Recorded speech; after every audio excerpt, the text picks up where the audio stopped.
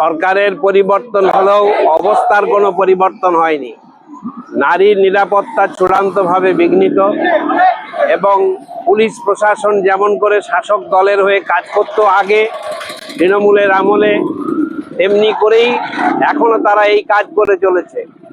বারুইপুরের এই যে নৃশংস ঘটনা ঘটলো, তাতে যাদেরকে জনসাধারণ দুষ্কৃতকারী হিসেবে তুলে দিল, পুলিশ তাদেরকে ছেড়ে দিল শাসক দলের কথায়, এটাই ওখানকার জনসাধারণ বলছে।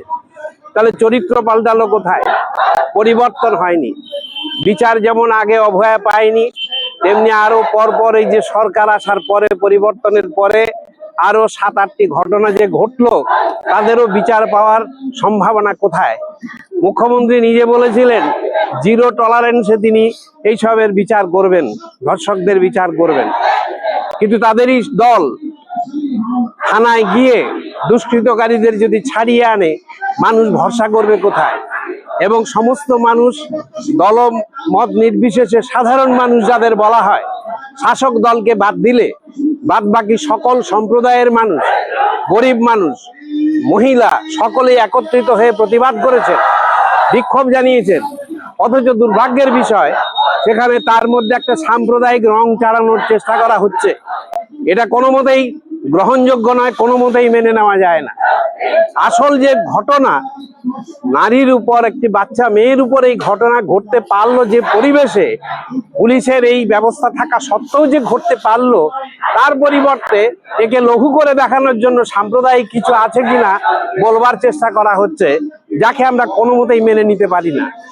আমরা অবিলম্বে এই পরিস্থিতির পরিবর্তনের জন্য এদের দৃষ্টান্তমূলক শাস্তি চাই, বিচার বিভাগীয় তদন্ত চাই, এবং কোনো রকমেই শাসক দল হিসাবে যারা এসেছে তারা যাতে কোনো সহযোগিতা পুলিশের না পায়, তার গ্যারান্টি দিতে হবে সরকারকে। আমরা জানি যে বাস্তবে তারা শোষক শ্রেণী হিসাবে এই জিনিসকে করবে না। তাই জনসাধারণের আন্দোলন, তীব্র প্রতিবাদ যেমন করে আগে গড়ে উঠেছিল, সেই আন্দোলনের দ্বারাই একে এগিয়ে নিয়ে যাওয়া সম্ভব, এছাড়া সম্ভব নয়। আমরা বারুইপুরবাসীকে অভিনন্দন জানাবো এই কারণে, তারা এরকম একটি ঘটনার বিরুদ্ধে সঙ্গে সঙ্গে বেরিয়ে এসেছেন, প্রতিবাদ করেছেন। তাদের প্রতিবাদ গোটা পশ্চিমবাংলাকে নাড়া দিয়েছে। আমরা আজকে রাজ্যের সারা বাংলা প্রতিবাদ দিবস হিসাবে সর্বত্র এই মিছিল সংগঠিত করেছি, সকল মানুষকে এর বিরুদ্ধে ধিক্কার জানাতে এবং এলাকায় এলাকায় স্বেচ্ছাসেবক বাহিনী গড়ে তুলে একে প্রতিরোধ করবার জন্য আমরা সকল মানুষকে আহ্বান জানাচ্ছি। আমাদের এখানে যে 163 ধারা জারি করেছে, করার ফলে সোনারপুর, বারুইপুর এবং নরেন্দ্রপুর থানা চত্বরে যে কোনো ধরনের জমায়েত এবং মিছিল নিষিদ্ধ করেছে, এ বিষয়ে আপনার এর একমাত্র উদ্দেশ্য হচ্ছে মানুষের প্রতিবাদকে বন্ধ করে দেওয়া, মানুষের প্রতিবাদ যাতে সংগঠিত হতে না পারে তার চেষ্টা করা। গন্ডগোল হবে, বিপন্ন হবে অবস্থায় সমস্ত কথা তুলে আসলে শাসক দলের পুলিশের সাথে যে যোগসাজশ, তাকে আড়াল করার জন্য এবং মানুষের প্রতিবাদ আন্দোলনকে বন্ধ করার জন্য তারা যে গুন্ডা দমন আইন ইতিমধ্যে এনেছিল, সেই সবকে চালু করে দিয়ে হুমকি দিচ্ছে। যারা প্রতিবাদ করেছে, আন্দোলন করেছে, তাদের বিরুদ্ধেও মামলা করেছে এবং মামলা করে তাদেরকেও দেখে নেবেন, একথাও সরকারি প্রশাসন থেকে বলা হচ্ছে। ফলে এই যে বলা হচ্ছে কথার দ্বারা ঘটনাটার যে বিভৎসতা, তার যে গুরুত্ব, তাকে লঘু করা এবং এই 163 ধারা জারি করে মানুষের প্রতিবাদ আন্দোলনকে স্তব্ধ করার উদ্দেশ্য, এটা সবসময় সব শাসক দলের থাকে। সেই শাসক দলের চরিত্রই আজকে পরিষ্কার, অত্যন্ত পরিস্ফুট হয়েছে, যাতে বিরোধীরা কেউ বা সাধারণ মানুষ কেউ আন্দোলনে যেতে না পারে।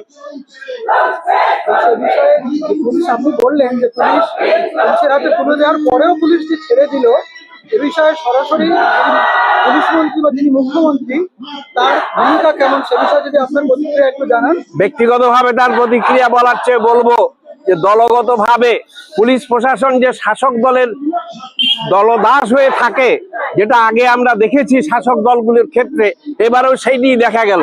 ব্যক্তিগতভাবে মন্ত্রী কি বলেছেন সেটা খুব একটা বড় কথা নয়, বড় কথা শাসক দলের সাথে পুলিশের যোগসাজশ, শোষক শ্রেণী হিসাবে থাকা, নারীর নিরাপত্তা যে চূড়ান্ত বিঘ্নিত হচ্ছে তার বিরুদ্ধে আসলে মানুষের জনমতকে সংগঠিত করার দ্বারাই আমরা একমাত্র একে বন্ধ করতে পারি। এছাড়া দ্বিতীয় কোনো রাস্তা নেই।